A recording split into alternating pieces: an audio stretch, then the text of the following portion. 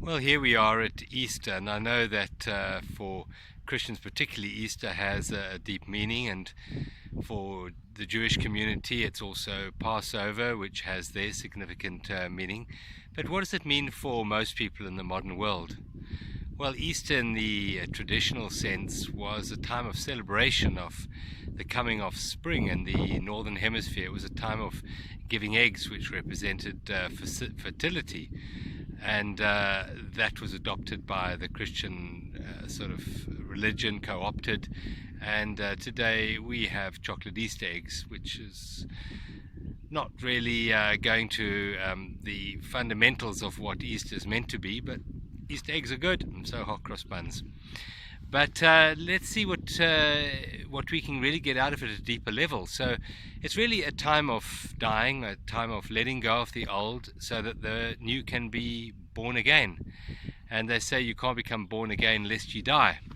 So the first part of the Easter weekend should be really focused on letting go of all that doesn't serve us anymore. And what really doesn't serve us are our thoughts and our attachments to the past, and these useless projections into the future. Most of the things we worry about in the future never happen. If you write down a list of maybe 100 things that you're really concerned about for the year ahead, come a year's time, you go back through the list and you find probably 98 of those things never really happened, and the two that did happen you coped with fine in the time.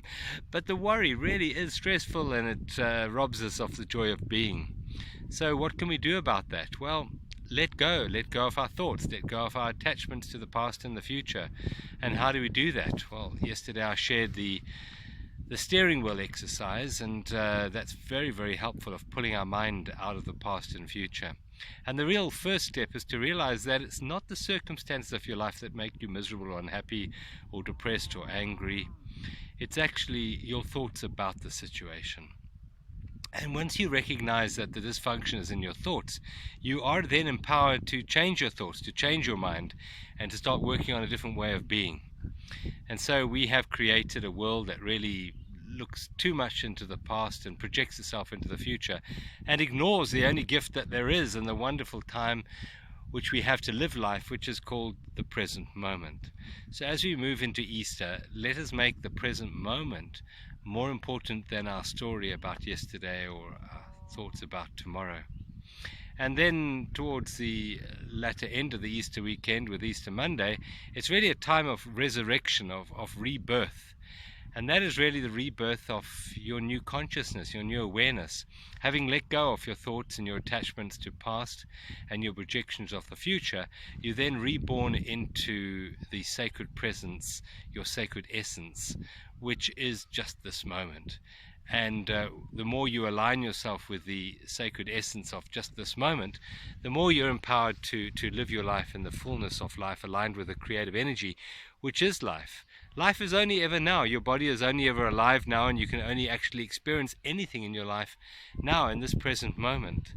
So as you move through this time of Easter, let us start to make this present moment, just this one here, more important than the story in our head.